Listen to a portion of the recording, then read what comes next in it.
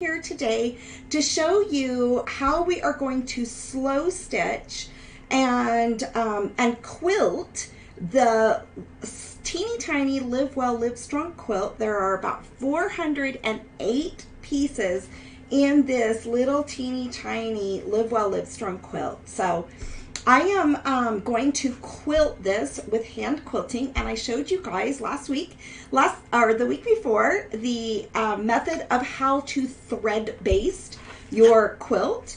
And on this particular quilt, since it is so tiny and I'm carrying this around with me, I actually folded over my backing fabric and basted this along the side. It's not catching the front at all. Hello, let me know where you guys are from. It's Deanna from Stitches Quilting, and today we're going to do some slow stitching. So the thread that we are going to be using is, I am actually using an embroidery needle that's a size 8. So if you can see that right there, and so that's what I'm working. It's kind of like a shishiko needle. I am actually using a floss to hand quilt this quilt, and I am using a Wonderfill floss, and this is called Glimmer. So, and it's just got a really pretty metallic shine to it. And I know it might not seem like a really normal fit right here, but it actually looks good. Hello, how are you doing? Linda, it's so good to see you. So you've got some heat up there in Canada. That's amazing. So what I've done is I've threaded my floss with my needle, and I do like working with these longer needles, an embroidery needle, a shishiko needle, any kind of needle. But the first thing that I'm going to show you that we're going to do is we're actually going to bury our threads. So I'm in Salt Lake City, Utah. It is so good to see you guys. So I'm just going to show you, the thread looks like this little bit of a shimmer in there. I have just done a double knot on the end here. I find that if I do anything bigger, it doesn't really want to go through the fabric. So I've done just a small double knot on the end. And we are going to bury our knot first. So I'm going to bring this over. It is so good to see everybody. Are you guys getting heat? Are you guys getting coldness?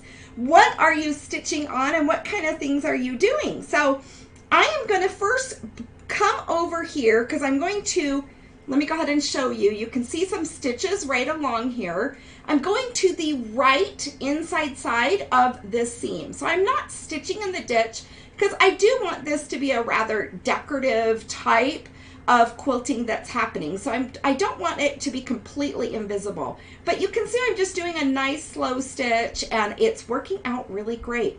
So let's go ahead and bury our thread right over here in this little area. And I'm going to, and remember, I did just 2 small knots on the end. Hi, Jane. It's so good to see you from sunny Wales. So you are having a lovely day. We are having a lovely day too. And we had a really nice weekend. It's been hot here in Utah, so it's been unusually hot. So I'm going to go ahead and bring my knotted thread over here. I brought it out where I intend to do my next stitch. So let's go ahead and pull this through.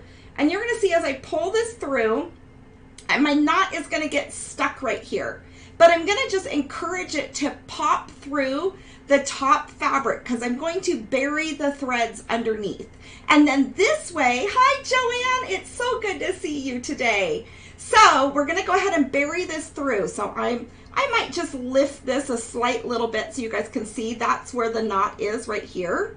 And I'm going to just lift that in and through, I'll put on my reading glasses too, through the fabric. And so we're just going to give that a little tug. That is funny. That just, oh my goodness gracious. Okay, let's pull that out. That did not want to pop through. That is so funny that would happen to me. Here we go. Let's go ahead and do one of these. This is a floss, so I'm going to just give it one little knot right there, and it should bury just fine, but I do feel like that's really light. I'd like just one more. Let's go ahead and try this, because I do prefer to double knot my threads when I go ahead and bury it. So let's go ahead and bring this through. The floss that I'm using is a little bit more, since it's a metallic floss, it is a little bit more brittle than maybe just an ordinary floss. So I'm going to go ahead and put a little bit of pressure right here, and I'm going to pop that through. and let me just maybe catch it. There we go. That went through just fine. I've got a little bit of extra hanging out there, so I'm going to just pull this out. I'm going to trim off those raw edges, just like that. And then I'm going to pull this in, and now that knot is buried inside everything, and you can kind of scratch the top and have the whole close up on that. So Linda says she is working on a black blanket for Wally's daughter with cats, and she's putting fleece on the black. That is wonderful. It's not too hot to do it today. Linda, when you put fleece on the back, are you actually going to use batting in there too? So I'm so curious, because in Canada you guys get warm, you guys get cold. I'm going to go back straight down right here, and then I'm going to rock my needle back and forth, and I'm actually going to put my thimble on. I'm going to rock my needle back and forth as I go ahead and quilt this in just a really nice little gentle way.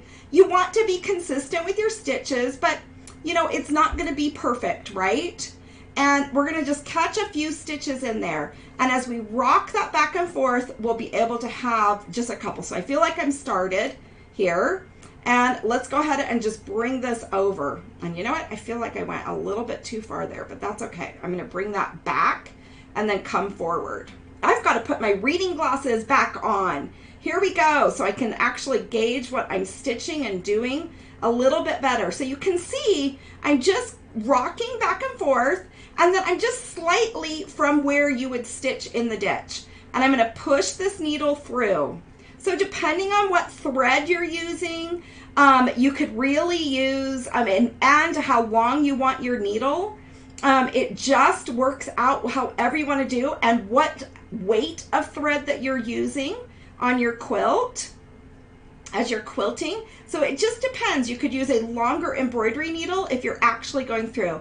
Now when I'm coming to a point, I find that I have a harder time getting through all the layers, and so that is definitely where I might want to flip my thimble to my thumb to actually push this through. And this is where I really appreciate that thicker, longer needle to have that leverage to push that through. So you can see my stitches are pretty wide. Let's go ahead and bring that up, but it looks pretty good, doesn't it? Okay, let's bring this down. Now I'm going down quite a few layers there. So I'm going to just kind of carefully, I'm not going to rock it too much at that moment, because I'm just going through so many different layers where all those points have met and come together. Now I'm going to go ahead and do a little bit more rocking right here. I dropped my little needle, but my thimble. So I will go ahead and rock this along, and you will become where you will have a consistency in your stitches, and you'll feel really consistent with it. And it's also based upon, you know, the type of batting you're using. You do want to use, for some hand quilting with floss, maybe an all cotton batting, you know, and just, or even a silk batting is really smooth and easy to pull your threads through. So whatever, you just want to do something more of natural fibers.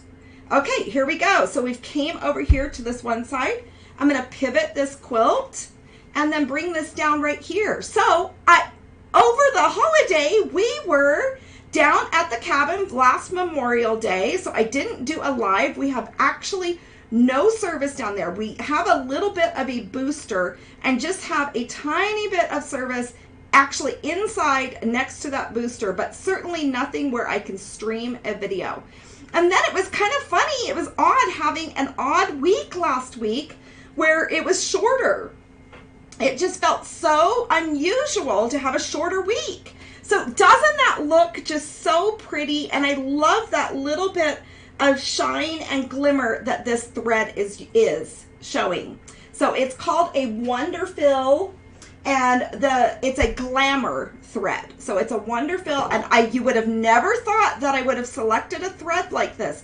Sometimes I don't want to be as pronounced with some of the fibers that I'm using, but I just think that this is a very beautiful, I've seen some other people use it, and it's just a beautiful thread to use on some quilting. And I'm going to be consistent with this. I'm going to go around the block inside here, and I'm going to probably accentuate the different parts of each block. So I am not going to do an all over quilt pattern on this one, just because I'm hand quilting it. So instead of doing an all over quilt pattern, I'm actually going to come along here and just accentuate each of the blocks of the Live Well, Live Strong quilt. So this is the strength quilt block, and I'll probably come along the outside of this and just kind of stitch, or maybe just inside, stitch within here and accentuate this block, and probably come in and stitch right here. And then you can see, usually when you're quilting, you want to quilt, about 4 inches based on the batting that you're working with. So normally if you hold your fingers up, that's about 4 inches across your palm or so. So you can see, as long as you're using a good quality bat, it's usually about 4 to 6 inches. So I might even go like a 4 to 3 inches when I am quilting this. And you can see that that is a plenty amount of space on this teeny tiny quilt. Okay, let me get my thimble ready again and bring this around for you. Okay, so does it wash well? Yes. You can definitely wash with a floss, or with any kind of floss. There's lots of pearl cotton flosses. There's lots of different kinds of threads, and they do wash well. They really, really do. So I'm going to go ahead and push this through here, and it does wash well. This one, I am actually going to maybe just use this as a wall hanging in my home. So this little quilt I'm going to use as a wall hanging. And it's just going to be so fun and remind me of all of the sew-alongs that we've done together, and that we have sewn all of these blocks together in all the different ways, including this teeny tiny version of the Live Well, Live Strong quilt. So you guys, I mean, this has definitely been a fun challenge to learn how to sew tiny, and I've enjoyed this challenge. But this is having a slow stitch type quilt, the hand project, is really nice during the summertime for those moments that you're sitting outside on the patio. Corey actually took a nap yesterday on our patio. The wind was going just a little bit, and it wasn't too hot, and it was covered where he was at, and it just felt so good to sit out there. I did some reading and some other little things as he kind of snoozed away, and it just feels good to do some hand projects and to have a handy hand project for yourself when you are out and about enjoying the outdoors. So during the summertime, or on a trip, or anything like that. Hi, Elizabeth. It is so good to see you. Hello, Belle. It's great to see you too. I absolutely love it. So, and I've got a really fun announcement. Ashley, my daughter-in-law, just found out that she is actually pregnant with twins, and they will be arriving in the end of August. So can you guys believe that? So I have got some really fun quilts that are fast, because we've got to get some little baby quilts put together. I'm going to go ahead and pivot this a little bit for these babies. And we're going to be doing a little baby shower for her, because she has, she really gave away most of Ellie's clothes. She just really thought she was going to have a boy, but when she's pregnant with twins, and it's a little boy and a little girl. So I've actually designed a new pattern with just half square triangles and squares. And I will have that out to you guys very, very quickly, because I really want to share it with you. And I'm going to be making it for the twins. And then I've actually made a version for Ellie, so that she's got a fun quilt, because we do want Ellie to still feel important with these twins coming. So can you see that right there? See how simple that is? Just that little bit of quilting. Let me go ahead, and I'm going to hold my thread in here so I don't lose my needle. But you can see what that looks like, and it's just kind of like a nice little big stitch. If you moved it around, you can see a little bit of that metallicness, but really it just, if you're looking far away, it just looks absolutely beautiful. You can see that it's accentuated, but it isn't screaming metallic when you have just one strand on there. So experiment with your threads. So let me go ahead and show you how to finish off your seam. So we're going to travel underneath the threads. I'm going to pull this knot up because I'm going to just show you how to finish off your seam real fast so that you guys don't have to be on here forever. I'm going to do one knot, and I'm going to put my knot about, oh, this is so tiny. So I might have done it maybe half an inch away or an inch away with a larger quilt, but this is so, so tiny.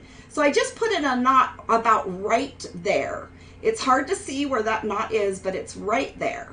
So now I'm going to go back down in here, and I am going to travel up and underneath. And it is going to be a little tricky right here where all my seams are together, but we'll give it a little tug and a pull. And I'm going to travel underneath here, just enough of a distance that thread is going to go right underneath. And I'm actually going to use my seam allowance here, so it isn't nearly as pronounced. So we're going to pull that knot through this little bit of a seam here. Let's just give it a little tug. Let me take down my, hold on. I always take my glasses off and on, especially when I'm talking to you ladies, because I really want to be able to see what you guys are doing. Yes, does anybody have experience with twins? So I'm going to be a grandma of twins. Okay, I popped that knot through, and I'm now pulling it taut, just right over here. Once again, let me just put my needle in place. Once again, I am just going to pull this short, pull that up, kind of gather it just a tiny little bit. I'm going to snip my thread, and now I have buried my thread in the seam right here, and you can't really see any kind of hole. You can scratch it if you see a little hole hanging out, but that knot is buried in the thread. So that is how you hand quilt. Whether you decide to hand quilt with teeny tiny stitches, with larger stitches, with a small needle, a large needle, thin thread, or thicker flossy thread, those are the methods that you will use. So you will knot it, bury your thread, start your stitching, try to have a consistent stitch length. I'm doing more of a bigger stitching here with floss, and it's a little bit more pronounced than just regular cotton and thin thread. And then I'm just kind of coming along there. So anyways, so this is our tutorial for today. I am going to get busy and get all of this done, but you can see over here on the grow arrow block, I'm going to just kind of go around the circumference of that arrow. On the fuel block, I'm going to kind of come right along, right on both of those. On this Choices quilt block, actually on the Love quilt block, I might just go ahead and just do the X and then do the O right here. So I'm gonna, and over here on the Power quilt block, I'm gonna come around the outside and just come on, and just kind of accentuate each quilt block. The Genuine quilt block, here I'll probably go on the inside and come right around. So it's really going to be fun to just kind of do a small stitching techniques on each of the different quilt blocks and then see what that looks like. So you guys, very good. So this is a little introduction to some hand floss quilting, and to go ahead and get started on that. Collect yourself some needles that you feel comfortable using, some threads or anything that you'd like to work with that you think would be absolutely beautiful. So on your creations. Anyways, it's good to see you guys. I'll be back next Monday, and we'll do another live video, and we'll probably be working on the half square triangle. So can't wait to be doing that with all of you guys. So have a very, very good day, and I will chat with you guys online in the Everyone Can Quilt group. I'll be chatting with you guys on the Facebook page for Stitches Quilting and every place else. We'll talk to you guys later. Have